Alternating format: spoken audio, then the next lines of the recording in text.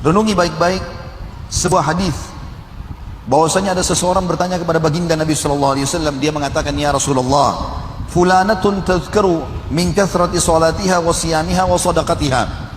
Wahai utusan Allah, di kota Madinah ini ada satu wanita terkenal sekali. Tapi termasuk tata kerama yang dimiliki oleh para sahabat Nabi ridwanullahi alaihim, mereka tidak mau menyebut nama orang. Mereka cuma mengatakan di Madinah ini ada wanita. Artinya kita semua sudah tahu wanita itu terkenal sekali dengan sholat malamnya dan puasanya serta sedekahnya. Ghaira annaha tu'zi jiranaha bilisaniha. Hanya saja dia suka menyakiti tetangganya dengan lisannya. Sholatnya luar biasa, tidak pernah ketinggalan sholat tahajud dan sholat wajib. Puasanya tidak pernah ketinggalan puasa sunnah dan puasa Ramadan. Sedekahnya rutin, tapi suka menyakiti tetangganya. Qala hiya finnar. Pastikan wanita itu, kata Nabi SAW, akan jadi penghuni neraka. Ya, kita bisa bayangkan, sholatnya sudah sempurna, sedekahnya sempurna, kemudian juga puasanya sempurna. Ternyata Nabi SAW memvonis wanita ini karena akhlaknya tidak baik, jahat lisannya sama tetangganya. Maka kata Nabi SAW, dia di neraka, divonis di neraka. Qila ya Rasulullah, fulanatun tudhkaru min qillati salatiha wa siyamiha wa annaha tatasaddaqu bi athwari minal akiti wa la tu'dhi jiranaha.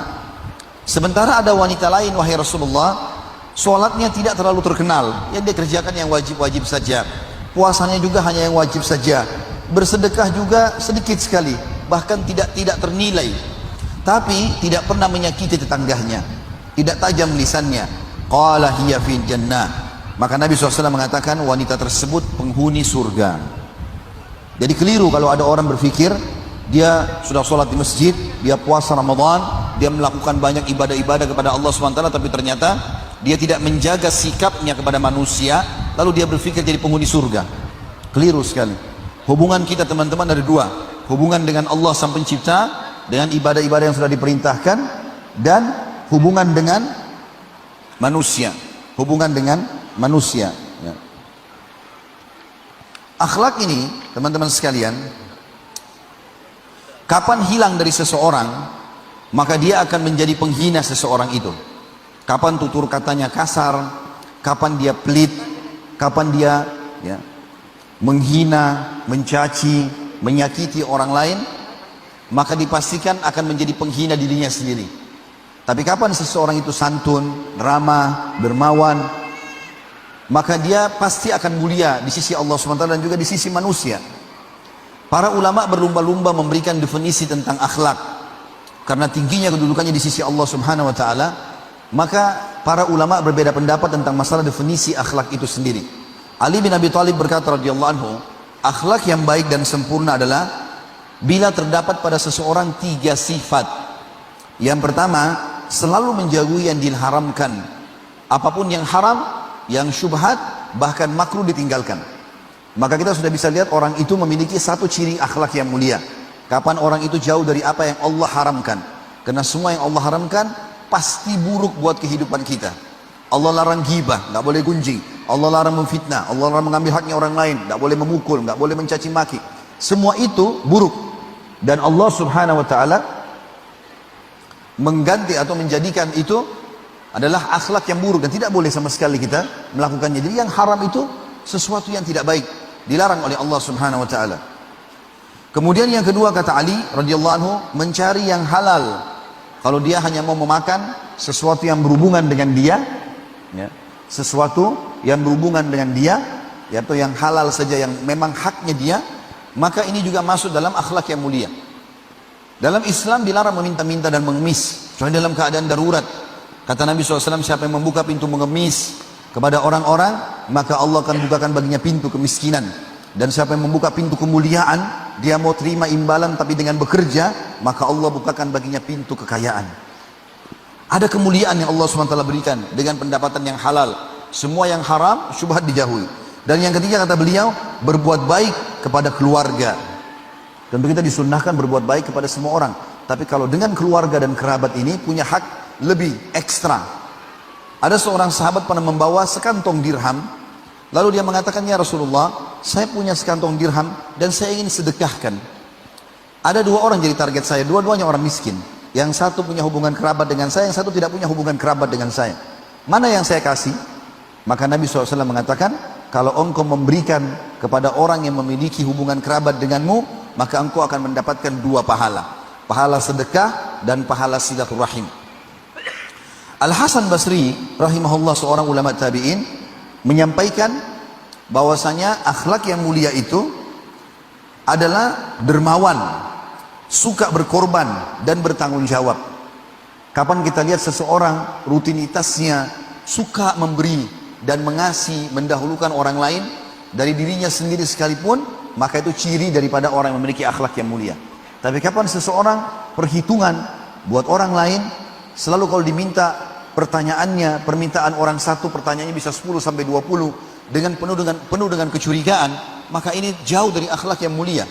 Dikatakan tentang ciri baginda Nabi SAW, tidak pernah ada yang meminta kepada Nabi SAW kemudian beliau menolaknya. Sampai pernah sekali beliau lagi duduk dan cukup banyak orang yang datang meminta, lalu baginda Nabi SAW memberikan sampai habis semua apa yang Nabi SAW miliki. Lalu Nabi SAW melihat masih ada orang miskin datang minta lagi. Lalu Nabi SAW sedih, wajah beliau berubah. Kemudian Umar radhiyallahu mengatakan, Umar bin Khattab berkata di sebelah Nabi, ya Rasulullah, Allah tidak bebankan anda di atas kemampuan anda. Artinya sudah tidak ada, ya sudah, tadi kan sudah dibantu yang lainnya. Maka Nabi SAW diam saja. Lalu Ali bin Abi Thalib, anak mantu Nabi SAW dan sepupu beliau, kemudian mengatakan, ya Rasulullah, di kantong saya masih ada sekian dirham, ini saya kasih, silakan sedekahkan dimanapun anda inginkan. Maka dikasihlah kepada Nabi SAW dan Nabi SAW tersenyum lalu mengatakan, bihadza umirtu, dengan cara seperti inilah aku diperintahkan. Selalu berbagi dengan orang, dermawan, ya, memberikan kepada orang-orang. Begitu juga bertanggung jawab. Kalau seseorang diberikan amanah lalu dia bertanggung jawab, ini bagian daripada akhlak yang mulia menurut Al-Hasan Al-Basri. Dan dia juga mengatakan masuk dalam akhlak yang mulia setelah yang dia sebutkan tadi, dermawan, suka berkorban dan bertanggung jawab, beliau mengatakan wajah yang menyenangkan. Kalau orang menyapanya dia senyum, ya. Kalau orang bersalaman maka dia membiarkan orang itu terlebih dahulu mencabut atau menarik tangannya baru dia. Juga masuk dalamnya mencurahkan kebaikan dan mencegah keburukan. Mencurahkan kebaikan artinya selalu hidupnya dari waktu ke waktu berisikan dengan kebaikan-kebaikan. Dan juga mencegah dari keburukan artinya apapun yang sifatnya buruk dia selalu jauhi. Akhlak ini ada dua macam. Ada akhlak yang jibiliyah dan ada muhtasabah, ya. Kalau jibilli artinya akhlak yang memang baik, yang Allah sudah kasih kita dari kita masih lahir atau sebelum lahir. Jadi kita lahir dalam memiliki akhlak yang baik itu. Dan ini kalau Allah Subhanahu wa taala berikan kepada kita sangat luar biasa, ya. Dan ini bisa terjadi. Ini bisa terjadi. Sebagaimana ada seorang sahabat namanya As'aj Abdul Qais, ya, atau Abdul Qais yang terkenal. Dia mengatakan, atau waktu dia datang kepada Nabi SAW, Nabi mengatakan, inna fika khaslataini yuhibbuhuma Allahu al-hilmu wal anat. Qala ya Rasulullah, ana atakhallaku bihima amillahu jabalani alaihima. Qala balillahu jabalaka alaihima. Qala alhamdulillahi alladhi jabalani ala khullatihima atau khullataini yuhibbuhum Allah wa rasuluh. Sesungguhnya pada dirimu ini, jadi orangnya ini si As'aj Abu Qais ini radhiyallahu anhu, orangnya sangat tenang, tidak tergesa-gesa mengambil keputusan. Suaranya kalau dia ngomong santun, tatapan matanya syahdu, jabahan tangannya ramah sekali. Maka Nabi SAW dan Nabi bilang, dalam dirimu ini ada dua sifat yang sangat dicintai oleh Allah dan Rasulnya, yaitu al-hilmu wal anat. Dan al-hilm ini banyak artinya, bisa berarti murah hati, kemudian al-anat adalah sabar, bisa juga berarti al-hilm adalah kedewasaan, tidak tergesa-gesa dalam mengambil keputusan. Kemudian al-anat artinya tepat dalam mengambil sebuah keputusan. Maka dia berkata, ya Rasulullah, apakah dua akhlak itu aku dapatkan karena aku berusaha atau memang Allah telah bebankan padaku? Maka kata Nabi SAW, Allah telah bebankan kepadamu. Maka dia mengatakan segala puji bagi Allah yang telah membebankan dua sifat yang dicintai oleh Allah dan Rasulnya. Sementara ada juga akhlak yang memang kita harus mencarinya. Artinya kalau kita lahir dalam kondisi alhamdulillah dari kecil kita selalu senyum dengan orang, ramah, ya, Ada orang subhanallah anak-anak dari kecil begitu. Begitu dia lahir, mulai dia dewasa, walaupun kadang-kadang hidup di lingkungan orang tuanya yang jauh dari agama, tapi dia lahir tumbuh dalam kondisi santun, ramah. Memang Allah SWT selamatkan dia. Ini karunia yang sangat besar. Tapi kalau ini tidak ada pada kita, maka harus kita mencarinya.